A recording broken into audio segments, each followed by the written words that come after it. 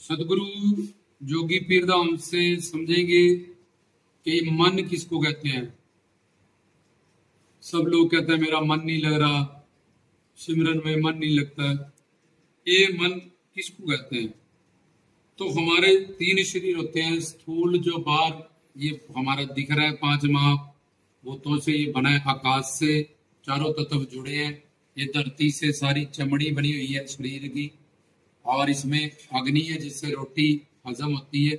इसमें पानी है, शरीर में तुम पानी पीते हो, 70% बॉडी में पानी होता है। तभी ये जो हमारे फिंगर्स इतनी है, ये सारे टांगे हिलती है, जोड़ प्रेस हो रहे हैं, ये क्योंकि पानी के होने से 70% अपनी बॉडी में, सारे शरीर में फ्लेक्सिबिलिटी हमारे रहती है। और हमारे शरीर में हम सांस लेते हैं, प्राण अपान उदान समान व्यान। तो ये पांच महाभूतों का शरीर है। और ऐसा ही दूसरा शरीर सूक्ष्म शरीर होता है जिसको हम मन कहते हैं। उसमें पांच ज्ञान इंद्रियां सूक्ष्म, जैसे हम सो जाते हैं तो शरीर सो रहा है, लेकिन फिर भी हम मन से सपना देखते हैं, उसमें बिल्कुल ओरिजिनली फील करते हैं सब कुछ, क्योंकि मन भी 11 इंद्रिय है, 11वीं। और इन 10 इंद्रियों के साथ जब मन जुड़ता है, अगर मन नहीं जुड़ा तो पता नहीं चलेगा कि क्या देखा आंख ने। आंख देखेगी पर क्या देखा नहीं पता चलेगा। तो अगर मन नहीं जुड़ा होगा तो हम बोलेंगे क्या बोला यार, फिर बताना, मैंने तो सुना नहीं। इसका मतलब मन इंद्रियों के साथ जब जुड़ता है तब कोई कर्म होता है, क्योंकि मन खुद से एक इंद्रिय होता है जिसमें 5 सूक्ष्म ज्ञान इंद्रिय होती हैं, 5 कर्म इंद्रियां होती हैं, और प्राण अपान उदान समान व्यान, ये 5 प्राण होते हैं। और मन बुद्धि अहम, ये मन की अलग अलग स्टेज हैं। पहली स्टेज पे मन संकल्प विकल्प करता है, मन किसी को नहीं भड़काता। मन चंचल है, चंचल का मतलब एक जगह पे मन कभी रुकता नहीं है। वो मछली की तरह यहाँ वहां वहां वहां वहां वहां पानी में चलता ही रहता है। एक ही मिनट में इंग्लैंड चला गया, बेटी की याद आ गई, इंग्लैंड बैठी है, कनाडा चला गया, अमेरिका चला गया। तो ये चंचल है। इसका जो स्वभाव है, जैसे आग का नेचर है कि जलाना और प्रकाश करना, पानी का नेचर है जो चेंज नहीं किया जा सकता, शीतल करना। ऐसे मन का जो स्वभाव है, नेचर है जो, वो है चंचलता। मन को चलना है, कहीं चलाओ, ये तुम्हारी मर्जी है। अब तुम बोलो संसार से निकालना है ज्ञान लेके, तो जब किसी चीज में लगाओगे तब वो संसार से निकलेगा, और उसको चलना है। इसलिए नाम गुण रूप लीला साम भजन कीर्तन में किसी पूर्ण संत के, भगवान के शब्द स्पर्श रूप रस सुगंध की तरफ लगा दो। और उसको तो वो कहता है कि तू कहीं चला मेरे को, मैं ये नहीं शर्त रखता कि तू मुझे इधर ही चला, काम क्रोध लोभ अहंकार की छद्मवेश की दुनिया में। मैं सिर्फ ये कहता हूं कि मुझे चलना है, तू कहीं भी चला। तो इस तरह से मन दूसरी स्टेज पे डिसीजन करता है। पहले किसी को देखा तो मन कहेगा लड़का है लड़की, लड़का है लड़की, लड़का है लड़की। तो फिर बुद्धि बताएगी कि हाँ इसने साड़ी पहनी है, और इसने ऐसा ऐसा मेकअप किया, ये लड़की है। इसने मुझे, इसकी ऐसी ड्रेसिंग सेंस है, इसके ये लड़का है। तो ये बुद्धि, मन की दूसरी स्टेज पे मन बुद्धि बन जाता है, तो वो डिसीजन मेकिंग होता है। पहले में वो संकल्प विकल्प करता है, कीर्तन करना है नहीं करना, जीवन सफल करना है कि नहीं करना, यहाँ प्यार करना है, वहां यहाँ फायदा है कि वहां फायदा है, लेकिन इसको डिसाइड बुद्धि करती है। तीसरी स्टेज पे मन चितवनी, याद करना। अब जब वो सत्संगी है तो अपने प्रीतम प्यारे को याद करेगा, भगवान को, शिव को, अल्लाह को, गॉड को, वाहेगुरु को, कृष्ण को, या किसी पूर्ण अवतारी संत को, या सतगुरुओं को।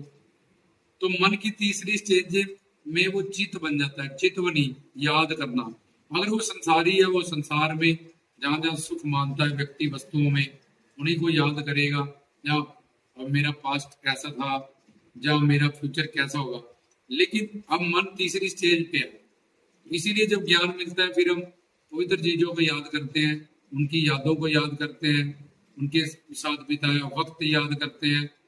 तो तीसरे स्टेज पे मन चित्त बन जाता है, और चौथे स्टेज पे मन अहम करता, अहंकार, ईगो, मेरी कोठी, मेरा घर, मेरा शरीर, मेरा ये, मेरा वो। तो ये मन एक है, लेकिन ये चारों स्टेजों पे घूमता है। मन, बुद्धि, चित्त, अहम। और ये 18 तत्वों से बना हुआ है, जो मैंने तुम्हें बताया शुरू में। इसका नाम मन है। अब मन चंचल है और मन को सिर्फ चलना है। और जिनको ज्ञान हो जाता है कि हमारा स्वार्थ और परमार्थ कहाँ सिद्ध होगा, तो वो इस मन को उलझाए रखते हैं। गुरु और भगवान के नाम, गुण, रूप, लीला, दाम, संत। अब अगर तुम बोलोगे कि संसार से, संसार नश्वर है, ज्ञान हो गया, राग द्वेष, मोह माया सब ये 84 लाख में भड़काने वाला है, तो मन को यहां से निकालो। मन निकल गया, पर मन रुकेगा नहीं, मन वापस फिर वही जाएगा। उन्हीं चीजों की टेंशन, डिप्रेशन, चिंता, वो सब तुम्हें सताने लगेगी। मन को वहां से निकालो, यहाँ पे लगाओ। अब हम मन को तो चलना है, सिर्फ तुम यहाँ चलाते जा रहे हो क्योंकि तुम्हें ज्ञान नहीं है। वो आर यू, कि मैं कौन, मेरा कौन, सुख शांति प्रेम आनंद कैसे मिलेगी।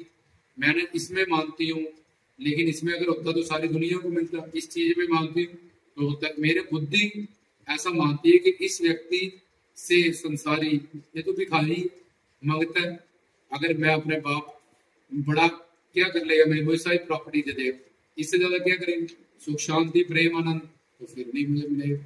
मेरा पति क्या कर लेगा, मेरा घर वाले बच्चे क्या कर लेंगे। तो सब कुछ अगर वो हमें, जो उनके पास है भी है, मंगतों भिखारियों के पास, वो हमें दे भी दे, तब भी यार जो सुकून है, आनंद है, शांति है, प्रेम है, वो सब तो मिलेगा नहीं। फिर ये सब कुछ पाके, रावण के पास तो सोने की लंका थी, 100 बेटे थे, धृतराष्ट्र के पास था 100 बेटे, हस्तिनापुर। इंद्र के पास अप्सराएं है, कुबेर है, इंद्र है, इंद्र के पास कुबेर है, उसका सर्वेंट, जितनी भी दौलत, लेकिन उसके पास भी सुख शांति प्रेम आनंद नहीं है। तो ऐसे जिसकी बुद्धि में ये ज्ञान आयत है, वो इस मन, बुद्धि, चित्त, अहम, अपने मन की इस चारों स्टेजों को समझ लेता है और बुद्धि से हमेशा सही डिसीजन करता है कि यहाँ कहाँ मिलेगा सुख शांति प्रेम आनंद, अपने कल्याण की बात, अपने स्वार्थ और परमार्थ, ये दोनों कहाँ सिद्ध होंगे। तो मन उसी दिशा में वो चलाता है, उसी दिशा में उसका मन जुड़ता है। तो यही मन जो हमें भटका रहा है, हमारा सबसे बड़ा शत्रु है, वही मन हमारा सबसे अच्छा दोस्त होता है।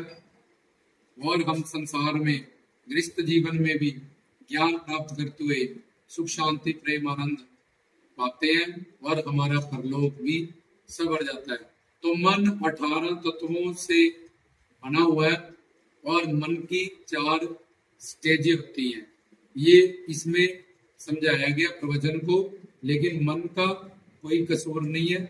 मन से अपनी बुद्धि में ज्ञान भरो, अपने कल्याण की बात सोचो, गुरु से तत्व ज्ञान सुनो। जब बुद्धि का सत्संग हो जाएगा, गुरु की बुद्धि के साथ तुम्हारी बुद्धि जुड़ जाएगी, उसकी सोच, उसकी इच्छा में तुम्हारी इच्छा जुड़ जाएगी, तो ईश्वर गुरु ही तुम पे खुश हो गया। जैसे एक बाप जब अपने बच्चों पे खुश होता है, टीचर बच्चों पे, जब बाप उसको सब कुछ देता है। इसलिए भगवान सर्वज्ञ सर्वंतर्यामी सर्वव्यापक, हमारा माता पिता पति प्रीतम सब कुछ है। तो जब हम उसकी खुशी में सत्संग करते हैं, उसकी इच्छाओं में हमारी इच्छा जुड़ जाती है, प्लस हो जाती है, सत्संग हो जाता है, बुद्धि में ये ज्ञान आ जाता है, तो संसार के, क्योंकि वो ईश्वर है, उसके पास हर तरह का ऐश्वर्य है, हर चीज से वो परिपूर्ण है।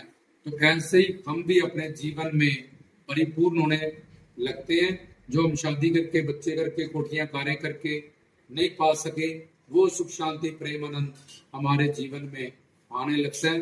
ये मन जब बुद्धि दूसरी स्टेज पे सही डिसीजन कर लेता है और ये सारे फिलॉसफी मन की समझ लेता है, फिर वो धोखा नहीं खाता, काल माया से ठगया नहीं जाता, या उसके साथ कोई ठगी नहीं कर सकता, क्योंकि अब उसने इस बुद्धि को तत्व ज्ञान और गुरु की बुद्धि के साथ सत्संग जुड़ाव कर लिया।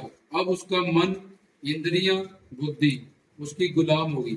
अब वो संसार से, जहां से सुख शांति प्रेम आनंद रस सुकून मिल सकता है, जब मिलेगा वहीं पे अपना जीवन लगाता है। आंखें दो है, वो शरीर संसार में लगा देता है और मन भगवान हरि गुरु में, संतों में लगा लेता है और आनंदित हो जाता है, मस्ती में हो जाता है, सुकून में हो जाता है, शांति में हो जाता है, परम आनंद उसके अंदर आ गया। कोई संत या भगवान या शिव या कृष्ण या राम, उनके रूप कोई अवतारी, अब पहले उसने मन में इन सबको रखा हुआ था, तो टेंशन, डिप्रेशन, स्ट्रेस, बहुत सारी बीमारियां माया की लगी थी।